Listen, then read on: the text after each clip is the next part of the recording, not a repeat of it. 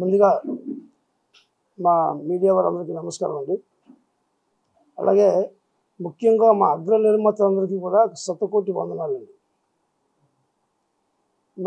ఇంతకుముందు మా కార్మికులకు ఏ సమస్య వచ్చినా ఒక ఇండస్ట్రీకి ఒక పెద్ద దిక్కు ఉండేదండి. బయటికి రాకుండా 4 గోడల మధ్యలో మమ్మల్ని పిలిచి మా కష్టాలను అడిగి మా కష్టాలు తెలుసుకొని మీ పరిస్థితి ఏంటి, మీకు ఎందుకు ఇబ్బంది పడుతున్నారు అడిగి మాకు ఎలా జీతం సరిపోతుంది సార్, మాకు పెంచాలంటే సరే అని పిలిచి నిర్మాతలు కూడా పిలిచి మీరు అడిగిన దాంట్లో రీజన్ ఉంది, మీరు చెప్పే దాంట్లో రీజన్ ఉంది కాబట్టి ఇద్దరిని సెట్ చేసి ఇద్దరికి సమన్వయంగా అలా ముందుకు వెళ్ళిపోయే విధంగా బాధ్యత వహించారండి. గత కొంతకాలంగా మాకు ఆ పరిస్థితి లేదు.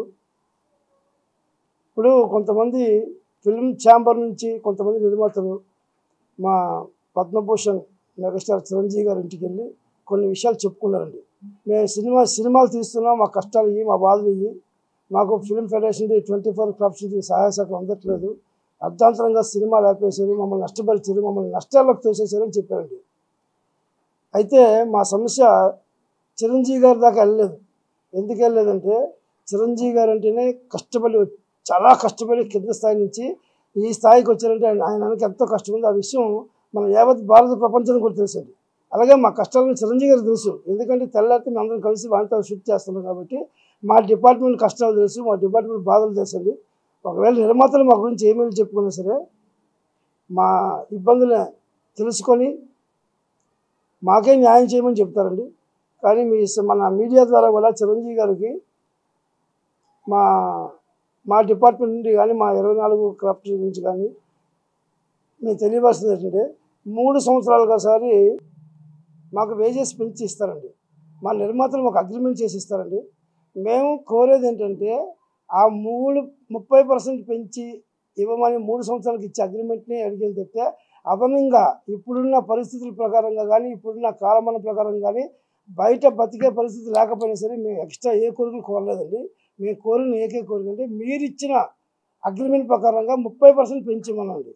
మా గురించి మీడియా ముందు కానీ లేకపోతే మా సినీ పెద్దల ముందు కానీ వాళ్ళు నిర్మాతలు ఏం చెప్పుకున్నా మాకేం ఇబ్బంది కాదండి. వాళ్ళు మా ఇంటి పెద్దలుగా మేము భావిస్తామండి.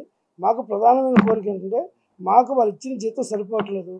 మాకేదో 12 అవర్స్ అని చెప్తారు. మేము మార్నింగ్ 5 o'clock 5 గంటల నుంచి లేచి మా కార్యక్రమాలు ఏమున్నాయో నిర్మాతలకు తెలుసు, హీరోలకు తెలుసు, కార్మికులకు తెలుసు, అందరికీ తెలుసండి. ఇంకా తెలియాల్సింది ఎవరికంటే గవర్నమెంట్కి తెలియాలండి. మా సినిమాటోగ్రఫర్ మంత్రివర్యులు కోమటిరెడ్డి వెంకరెడ్డి గారు మాకు అపాయింట్మెంట్ ఇచ్చారండి. కానీ మా అపాయింట్మెంట్ కన్నా ముందు ఉదయం నిర్మాతల అపాయింట్మెంట్ దొరికిందండి. నిర్మాతల తాలూకా కష్టసుఖాలు అన్నీ తెలుసుకున్నారండి. ఆ తర్వాత మాకు మీటింగ్కి అపాయింట్మెంట్ ఇస్తే వెళ్ళామండి. కానీ మేము ఎన్ని చెప్పుకున్నా సరే మా కష్టాలు మా మినిస్టర్ గారికి అర్థం కాలేదు.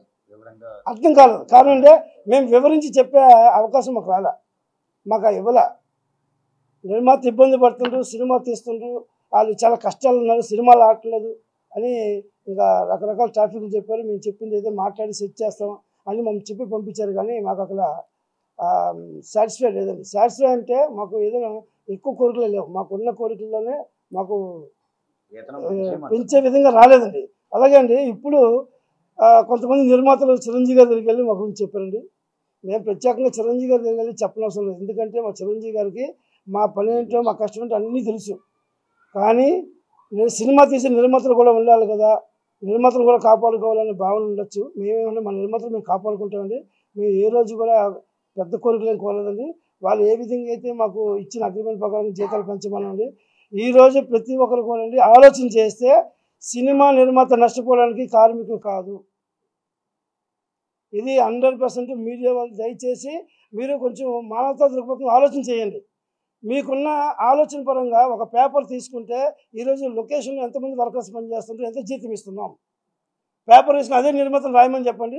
ఎక్కడ నష్టపోతుందో వాళ్ళ దగ్గర ఆన్సర్ ఉంది, క్వశ్చన్ ఉంది. కాకపోతే మమ్మల్ని వాళ్ళు చెప్పిన విధంగా మేము నడవలేదు, వాళ్ళు ఏది ఇస్తే అదే తీసుకొని పనిచేయాలని ధోరణిలో వాళ్ళు ఉన్నారు. మేమేమంటున్నాం, మాకు మీరు ఇచ్చిన జీతం సరిపడలేదు, మా కష్టానికి తగ్గ ఫలితం కావాలి, మేము ఉన్నాం. ఇది అసలు కాంట్రవర్సీ. దీన్ని పెద్దగా వాళ్ళు చూపించుకున్నారు సార్. మా కారణంగా ఏ నిర్మాత నష్టపోలేదు, మేము ఎవరు షూటింగ్ ఆపలేదండి.